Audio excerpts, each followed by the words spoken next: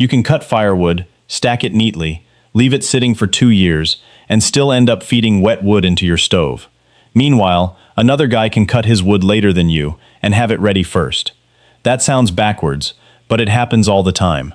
Because one of the biggest mistakes people make with firewood is treating seasoning like a waiting game. Cut it, stack it, wait a year, done. Except wood does not know what year it is. Oak does not wake up after 12 months, look at the calendar, and say, "Well, boys, I guess we are seasoned now." Drying depends on the species, the size of the pieces, how the wood was split, where it was stacked, how much air reaches it, the climate, and how well you protect it from rain while still letting moisture escape. For burning, around 20% moisture or less is a good target. Wet wood wastes heat because part of your fire's energy has to drive water out of the wood instead of heating your house. It also tends to smoke more and burn poorly. And later, I will show you why your moisture meter can say your wood is ready when the middle of that same piece is still too wet. That mistake catches experienced wood burners too. But first, we need to deal with something I see sitting in wood piles every year. Those big, beautiful rounds nobody bothered to split. Once you buck a tree into stove length, it feels like you have started seasoning your firewood. Well, technically you have. You have also started aging yourself while waiting for some of those rounds to dry. Wood loses moisture from exposed surfaces. When you split a round, you expose a lot more bare wood to the air. Leave a large round hole, and much of its outside is still wrapped in bark. Moisture inside has a much slower trip to freedom. That is why splitting early matters. Now, I am not saying every round needs to become kindling. Small rounds can dry perfectly well. And I like having different sizes in my wood pile because I do not burn the same way all day. Smaller pieces are useful when I want quick heat. Bigger seasoned pieces are useful when I want a slower fire. The problem is a big round, especially dense hardwood. The ends can crack, the bark can loosen, the outside can feel bone dry. Meanwhile, the center is still holding enough moisture to make your stove work harder than it should. I have seen wood that looked old enough to collect Social Security still surprise you when you split it open. Here is the rule I prefer. If you want wood to dry faster, give the water more ways out. Split it, and do it early. If you wait 10 months before splitting your big rounds, you have not given the inside 10 months of good drying. You have mainly given the outside 10 months of good drying. That difference matters. But even perfectly split firewood can stay wet if you make the next mistake, and this one usually ruins the bottom of the pile first. Firewood belongs near the ground, not on it. Put the bottom course directly on damp soil, and you have created a lousy drying environment before the stack is even finished. Those bottom pieces get less airflow, stay exposed to ground moisture, collect dirt, and can remain damp much longer than the wood sitting a few feet above them. And wet ground does not have to look like a swamp to cause trouble. Morning dew, rain soaking into the soil, melting snow, and poor drainage can keep that area damp for days. Your upper rows may be drying nicely, while the bottom row is quietly heading in the opposite direction. Leave it there long enough, and you may get more than wet firewood. Fungi and decay love moisture. Once rot starts breaking down the wood, you are losing fuel you already worked to cut, haul, split, and stack. That is a lot of work just to feed the forest floor. Fortunately, the fix is simple. Your base does not need to be fancy. Pallets can work, pressure-treated runners can work. Concrete blocks with rails across them can work. A proper firewood rack works. And if you have a woodshed, an elevated floor is even better. The point is separation. You want some air underneath the stack, and you want to break direct contact between your firewood and damp ground. Just make sure whatever you use is stable enough to support the weight. A full cord of hardwood is not exactly lawn furniture. People sometimes spend good money building a beautiful roof over their firewood and then put the entire stack directly on soil. That is like buying a new raincoat and forgetting your pants. Also, check the bottom row once in a while. Pull out a piece and look underneath. If it feels damp while everything above it feels dry, your base may be the problem. And if mushrooms are growing out of it, nature has already started a different project. You are no longer seasoning firewood, you are opening a compost business. But getting the pile off the ground only solves one moisture problem. The next mistake happens when people become so determined to keep rain away that they accidentally keep something else trapped inside. That is when the giant tarp comes out. Rain is water. Firewood needs to get rid of water. Therefore, the obvious answer seems to be covering every inch of the woodpile. Top, sides, front, back. Wrap that thing up like Grandma's sofa in 1975. Now, no rain can get in. Wonderful. But moisture inside the wood also needs to get out. When firewood dries, moisture moves from inside the wood toward the surface and then into the surrounding air. That air needs somewhere to go. If you wrap the pile tightly, especially down the sides, you can reduce airflow and trap humid air around the wood. That distinction is important. Covering firewood is not the mistake. Covering it badly is. You want protection from rain and snow without turning the stack into a plastic bag full of damp lumber. A proper woodshed does this beautifully. Roof overhead, open sides, plenty of ventilation. If you use a tarp, think roof, not gift wrap. Protect the top. Secure it well. Keep airflow around the sides. And make sure water running off the cover does not collect around the base of the stack. The exact setup can change with your climate. Someone dealing with months of heavy rain has different problems than somebody seasoning wood through a hot, dry summer. But the basic principle stays the same. Keep outside water under control while giving inside water an escape route. Firewood needs shelter. It does not need to be tucked into bed and kissed goodnight. And there is another place people accidentally choke off that airflow. It is often the most convenient spot on the whole property. I understand why people hide firewood. Nobody wants 3 cords sitting in the middle of the yard like a wooden monument to winter. So the stack goes behind the shed, under thick trees, tight against a fence, maybe squeezed into that shady corner where nothing else fits. Looks tidy. Could be a terrible drying spot. Air movement matters. If the location stays damp and sheltered from wind, moisture leaving the wood has a harder time being carried away. Sun can help warm exposed wood and encourage drying, but I care a lot about ventilation. A breezy stack with good exposure can dry very differently from one hidden in a damp corner. And leave some breathing room around it. Do not wedge the stack tightly between solid walls and expect air to perform magic. The best location also depends on your climate. In a very dry, sunny place, shade may not create the same problem it does in a humid region. In a wet climate, protection from heavy rain becomes more important. There is no single compass direction that magically seasons firewood everywhere in North America. Anybody who tells you every woodpile must face exactly one direction has apparently negotiated a nationwide contract with the wind. Look at your own property. Where does the breeze move? Where does water collect? Which areas stay damp after rain? Where can you provide cover without blocking ventilation? That tells you more than a universal rule. But location is only half of airflow. You can choose a great spot and still pack the wood together like you are trying to fit one more suitcase into an old station wagon. A good firewood stack should be stable. That does not mean every split needs to be wedged against its neighbor. Air needs paths through and around the stack. Now there is some nonsense online about stacking too. You do not need to throw all your firewood into a giant loose heap because somebody says stacked wood cannot dry. A properly built stack can dry just fine. It is organized, it uses space efficiently, and 6 months later you can remove a piece without discovering where the snakes formed their homeowners association. But do not obsess over making the stack airtight and perfect. Irregular firewood naturally creates gaps. That is useful. A single row exposed to moving air can dry very well. Multiple rows packed tightly together may dry more slowly through the middle, especially when the location itself is sheltered.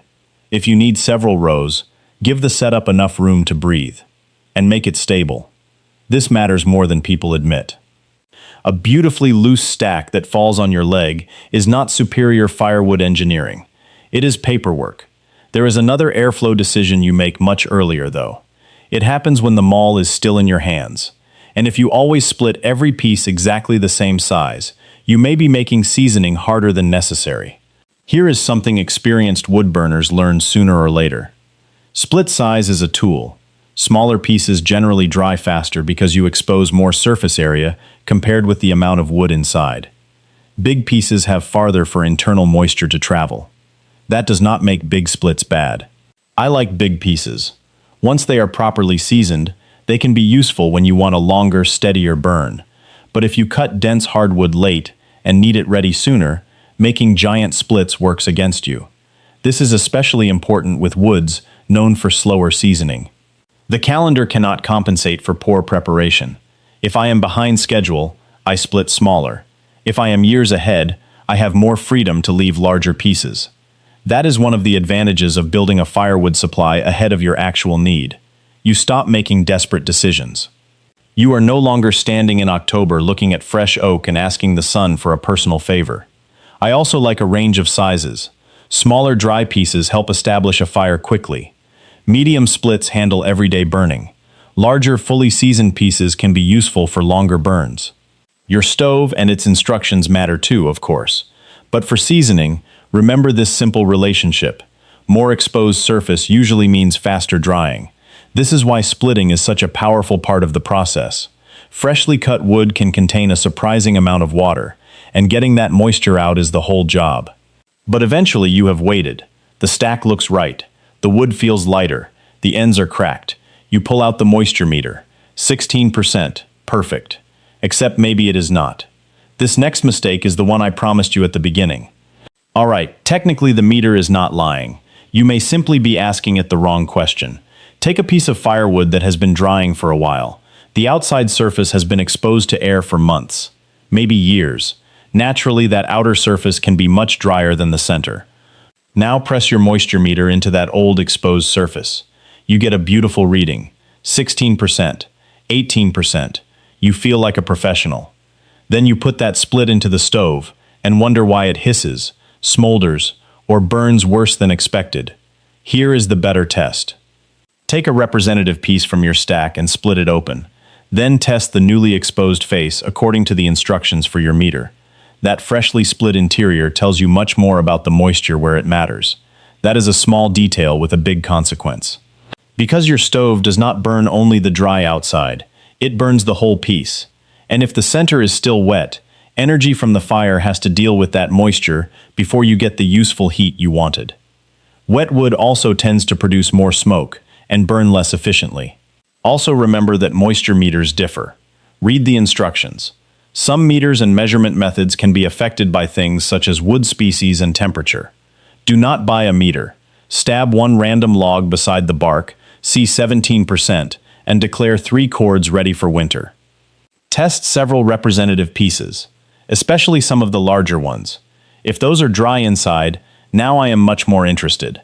And while we are talking about false confidence, there is another old test people trust far too much. You can see it from 20 feet away.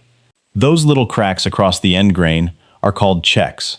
They are a sign that drying has happened, but they are not a moisture certificate. Wood dries unevenly. The outside and ends can lose moisture faster than the interior. That difference can create stress and cracking, while plenty of moisture remains deeper inside. Loose bark can be another clue. Lighter weight can be another. Some seasoned wood makes a clearer sound when pieces are knocked together. Experienced burners get pretty good at reading those signs. But clues are not the same as a measurement. I can look at clouds and tell you rain is probably coming. I still would not throw away the roof. The same goes for firewood. Use appearance to judge progress. Use an interior moisture reading when you actually need to know. This matters most with thick pieces. A small split that has spent a long dry summer in excellent conditions may be ready, while a large split from the same tree still needs time. Same species, same cutting date, same stack, different result. That is why I do not like seasoning by calendar alone. But suppose you finally get everything right. Your wood is properly dry. Then winter approaches, and people make one final mistake. They let all that work get soaked again. While green wood is seasoning, your main goal is removing internal moisture. Once the wood is ready to burn, your priority shifts. Now you want to keep it ready. That means protecting seasoned wood from repeated rain and snow while still allowing ventilation. Dry wood getting rained on does not instantly return to the same condition it had when freshly cut. Surface wetting and internal green wood are different problems, but I still do not want my ready-to-burn supply sitting exposed to every storm before I carry it to the stove. A good roof is hard to beat. Keep the sides ventilated. Keep the pile elevated. And rotate your supply. Burn the seasoned stock first. If you are fortunate enough to have several years of wood stored, organize it so you know which pile is ready.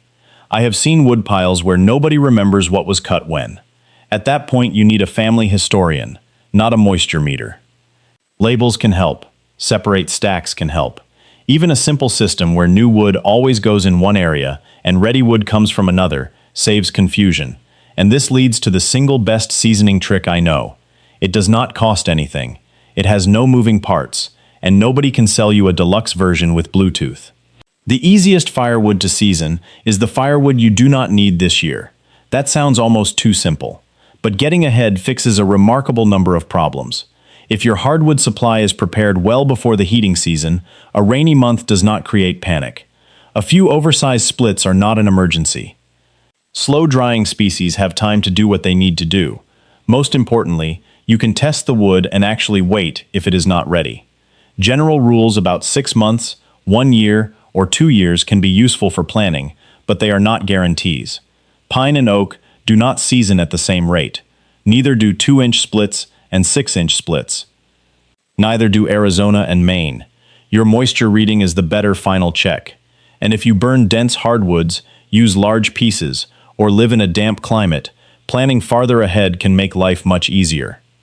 I would rather have next winter's wood sitting ready than spend November trying to negotiate with wet oak. The wood always wins that argument. A good system is boring. That is why it works. Cut to the length your stove needs. Split the wood early. Use sensible split sizes. Get it off the ground. Put it where air can move. Protect it from precipitation without sealing it up. Give it enough time. Then split a few representative pieces and test the fresh interior before declaring victory. No magic seasoning spray. No secret stacking pattern handed down by Vikings. Just moisture leaving wood as efficiently as you can reasonably allow it to. And once you understand that, the biggest seasoning mistake becomes obvious. A year is not a moisture content. Neither is 2 years. I have seen wood that had plenty of time but poor drying conditions. And I have seen wood dry surprisingly quickly because it was split properly, stacked well, exposed to moving air, and protected intelligently. Time matters, but time only works when the wood can actually dry. That is the part worth remembering. Your goal is not old firewood. Your goal is dry firewood. Around 20% moisture or less is a useful target for properly seasoned firewood. Give moisture a way out, then verify the center instead of trusting the calendar or the dry surface. Do that, and your stove gets the heat instead of spending part of the fire boiling water. If you have been cutting firewood for years, tell me in the comments the biggest seasoning mistake you had to learn the hard way.